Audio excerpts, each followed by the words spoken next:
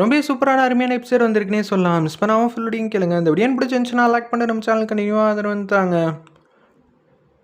வீரா ரொம்ப சோகமாக இருக்காங்க. அவங்கள பழையபடி மாற்றணும். இவ என்னடா சொன்னதையே சொல்லிக்கிட்டு இருக்கா. நம்ம எல்லாம் கஷ்டப்படணும் தான் இப்படியெல்லாம் சொன்னதையே சொல்லிக்கிட்டு இருக்கா. அவள் வேறு ஏதோ ஒரு நோக்கத்துக்காக தான் வந்திருக்கானே.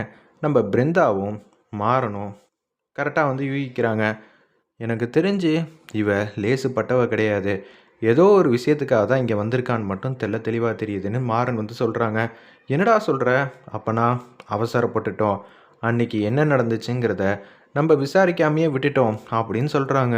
அச்சச்சோ, அப்போனா இவ ஏதோ திட்டத்துக்காக தான் இங்கே வந்திருக்காளாங்கிற மாதிரி யோசிச்சுட்டு அப்படியே போகிறாங்க. முன்னமும் இவகிட்ட நம்ம குடும்பம் என்னென்னலாம் பாடப்பட போகுதுன்னு தெரிலங்கிற மாதிரி சோகமாக இருக்காங்க. வீராவை இப்படி பார்க்க முடியல. எவ்வளோ கம்பீரமாக சுற்றிட்டு இருந்த பொண்ணு இப்படி ஆயிட்டாலே அப்படின்னு சொல்லி யோசிக்கும் போது ராமச்சந்திரன் யதார்த்தமாக எதுவும் பண்டிகை எதுவும் வருதாங்கிற மாதிரி கேலண்டரில் பார்த்துட்டு இருக்காங்க.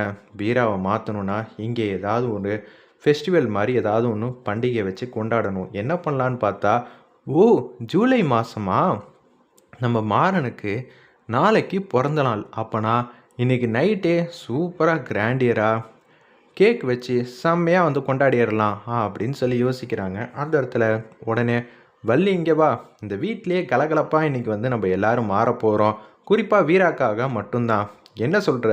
நாளைக்கு என்ன டேட்டுன்னு மறந்துட்டிங்களா?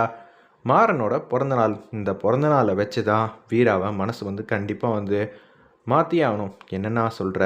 அவங்க 2 பேரையும் சேர்த்து வைக்கிறதுக்கு இதை விட்டால் வேறு இடமே கிடையாது. நான் களத்தில் இறங்குறேன். அண்ணா என்னென்ன கரெக்டாக வரும்னு நினைக்கிறியா? வேறு வழி இல்லை. வீராவை சிரிக்க வச்சே ஆகணும். அவள் எப்படி இருக்க வேண்டிய பொண்ணு தெரியுமா? எவ்வளோ துணிச்சலான முடிவெல்லாம் டான்னு எடுத்து எல்லாத்தையும் கதிகலங்க வச்சுருக்கா. இப்போ என்றானா ஒரு வார்த்தை கேட்டு அந்த பொண்ணை பார்க்கவே எனக்கு சங்கடமாக இருக்குது. பேசுனா கூட பதிலுக்கு என்னன்னு கேட்காம எனக்கு என்னன்னு போயிட்டுருக்கா. ரொம்ப அளவுக்கு அதிகமாக பாரத்தை சுமந்துக்கிட்டு இருக்கா. அதை அப்படியே மாற்றணும். திருவிழாவாக கொண்டாடுங்களே அப்படின்னு அந்த இடத்துல சொன்னோன்னே மாறன் பிறந்தநாளை கிராண்டியராக கொண்டாடிக்கிட்டு இருக்காங்க. அப்போன்னு பார்த்து, அக்கா நாளைக்கு என்னன்னு தெரியுமா? இது ஜூலை மாதங்க்கா. யாருக்கு பிறந்தநாள் அப்படின்னு சொல்லி கேட்கும்போது அந்த இடத்துல பழைய வீராவாக இருந்தால் இன்னொரும் ஹஸ்பண்டை இம்ப்ரெஸ் பண்ணுறதுக்கு ஏகப்பட்ட பரிசெல்லாம் வாங்கியிருப்பா. மாமாக்காக நீ எதுவும் வாங்கலையா என்ன? உடனே வள்ளியம்மா வராங்க.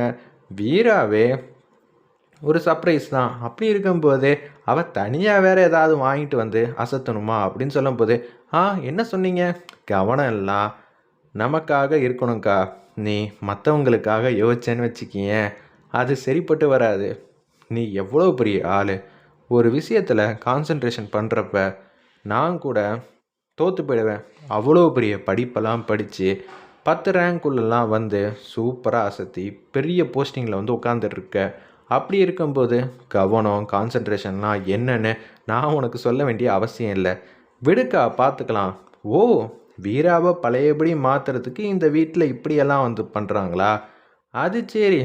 என்னதான் இருந்தாலும் மாறன் மாதிரி ஒரு புருஷன் கிடைக்கிறதெல்லாம் மிகப்பெரிய விஷயம். அவ்வளோ லவ்வு காதல்னு பின்னாடியே சுற்றிக்கிட்டே இருக்கானே. பொண்டாட்டி ஒரு வேளை சாப்பிட்லன்னா கூட பக்கத்தில் சாப்பாடை வச்சுக்கிட்டு அப்படியே டோரோட டோராக சாஞ்சிருக்காப்புல. இது போலலாம் ஒரு காதல் ஜோடியை பிரிக்கணும்னு நினச்சா எனக்கே சங்கடமாக தான் இருக்குது. இருந்தாலும் என்னோட டாஸ்க் என்ன இந்த வாட்டி அதுதான் அப்படின்னு சொல்லி வச்சிட்ருக்காங்க. அப்பன்னு பார்த்து வீராவை அழைச்சிட்டு வராங்க. மாறனுக்கு இங்கே எவ்வளோ ஒரு பண்டிகை போல் நடந்துக்கிட்டு இருக்கு. மாறா சந்தோஷமாக இருடா அப்படின்னு எல்லாருமே பாராட்டிகிட்டு இருக்காங்க. மாறனுக்கு வாழ்த்துக்கள் சொல்கிறாங்க. வள்ளி வீராவை கூட்டிகிட்டு டைனிங் டேபிள்லையாவது உட்காரவை, நம்ம கூட ஒட்டவே மாட்டேங்கிறான்னு சொன்னோன்னே டைனிங் டேபிளில் மாறன் சந்தோஷமாக இருக்கிறத அப்படியே பார்த்துக்கிட்டே இருக்காங்க. இந்த பக்கம் திரும்பி ஃபீல் பண்ணி அழுகுறாங்க. மாமா இன்றைக்கி நீங்கள் அழுகவே கூடாது. என் பொண்டாட்டியை பார்த்தியா? இன்னொரும் அவள் தான் உற்சாகமாக இருக்க வேண்டிய ஆள். ஆனால் இப்படியெல்லாம் நடந்திருக்கேன்னு சொல்கிறாங்க. சரி மாமா நல்லதே நடக்கும்னு சொன்னோன்னே வீரா அப்படியே மாறனுக்கு வாழ்த்து சொல்ல கிட்டக்க வராங்க.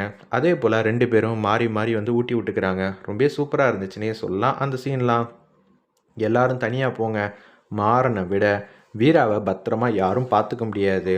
அவளை நிச்சயம் வந்து பழையபடி ஆக்க வேண்டியது மாறனோட பொறுப்பு. சரியா அப்படின்னு சொல்லிட்டு எல்லாரும் வந்து போக ஆரம்பிச்சிடுறாங்க.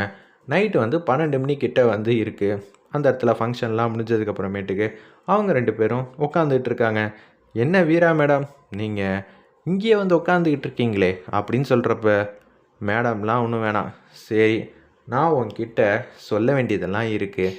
நமக்குன்னு நல்லபடியாக எந்த பிரச்சனையிலையும் நான் மாட்டிக்காமல் இருந்து அண்ணியும் கூட இருந்திருந்தா கனி போல் நமக்கு ஒரு பொண்ணோ பையனோ வந்து இருந்திருக்கும்ல. நானும் நிம்மதியாக வந்து ஸ்கூலுக்கு கூட்டிகிட்டு போயிட்டு வந்துட்டு குழந்தை கூட வந்து விளாண்டுக்கிட்டு சந்தோஷமாக வந்து பொழுதை வந்து ஓட்டியிருப்பேன். என்ன ஓட்டணுமோ அதான் ஓட்டும். உன் பேச்சை மீறி நான் ஏதாவது ஒரு விஷயம் செஞ்சுருப்பேன்னு நீ நம்புறியா வீரா அப்படின்னு போகிற போக்கில் அவங்க மனசில் பட்ட விஷயத்தை எல்லாத்தையும் வந்து சொல்லிக்கிட்டே போகிறாங்க நம்ம மாறன். உடனே அப்படி வந்து யோசிக்கிறாங்க, இப்போ நீ என்ன சொன்ன அப்படின்னு சொல்கிறப்ப, அச்சச்சோ நான் ஏதோ தெரியாமல் சொல்லிட்டேனே, வேணுன்ட்டுனே தெரிஞ்சே தெரியாமல் சொல்லிட்டேங்கிற மாதிரி சும்மா சொல்லிட்டு மாறன் மாட்டுக்கு அங்கேருந்து கடந்து போகிறாங்க. அந்த இடத்துல இது எல்லாத்துக்கும் காரணமும் நம்ம ராமச்சந்திரன் தான். அவர் தான், டேய் நான் சொன்னதை நீ கண்டிப்பாக செஞ்சே ஆகணும்னு ஐடியா கொடுத்துருக்காங்க. இதை இப்போ சொன்னால் சரி வருமா? இப்போ சொல்லாட்டா வேறு எப்பயும் வந்து உன் பொண்டாட்டியை பழையபடி பார்க்கவே முடியாது.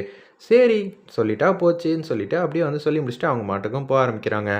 என்னது இப்படியெல்லாம் வந்து சொல்லிகிட்டு இருக்கான்னு வீரா திருப்பியும் கண்ணாடி முன்னாடி வந்து நிற்கிறாங்க. இந்த பக்கம் அந்த பக்கம் நடக்கிறாங்க. பழைய வீராவாக மாறிட்டாங்க. அந்த இடத்துல நம்ம புஷ்பா இருக்காங்களே, அவங்க வந்து யோசிச்சுட்டு இருக்காங்க, இன்னைக்கு நடந்ததெல்லாம் நடக்கட்டும், நாளைக்கு இதை விட பெருசாக வந்து ஏதாவது செய்யலாம் அப்படின்னு சொல்லி யோசிக்கிறப்ப, அப்பா நாளைக்கு காலையில் விடியட்டும், வீரா எப்படி வந்து நடந்துக்கிறான்னு மட்டும் பொறுத்திருந்து பாருங்க, அவ்வளோ வந்து மாஸ் பண்ணியிருக்கேன் அப்படிங்கிற. சரிடா பார்க்கலாம், நீ ராமச்சந்திரனோட பையனா இல்லையான்னு. அதுக்கு என்ன சம்பந்தம்? நான் எப்படி தெரியுமா வந்து என் பொண்டாட்டியை சோகமாக வந்து இருக்க விட்டதே இல்லை. அவ்வளோ அன்பு பாசம் வந்து காட்டியிருக்கேன். அதுபோல் நீ காட்டுறியா இல்லையான்னு தெரிஞ்சுக்கலான்னு பேசுகிறாங்க. வெயிட் பண்ணி பார்ப்போம்.